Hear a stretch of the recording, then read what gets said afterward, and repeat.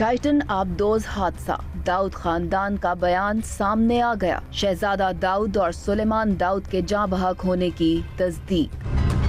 दुआए मग़फ़रत से शुरू होने वाले बयान में रेस्क्यू ऑपरेशन में हिस्सा लेने और मुश्किल वक्त में साथ देने वालों का शुक्रिया अदा किया। बीबीसी को दिए गए बयान में ये भी कहा गया कि इस साने ने लोगों के बेहतरीन और भयानक किरदार को अया किया। कुछ ऐसे मौकों पर अपनी इस्तात से बढ़कर सहारा देते हैं और कुछ ऐसे मौकों को अपने ज़ाती फायदे के लिए इस्तेमाल करते हैं।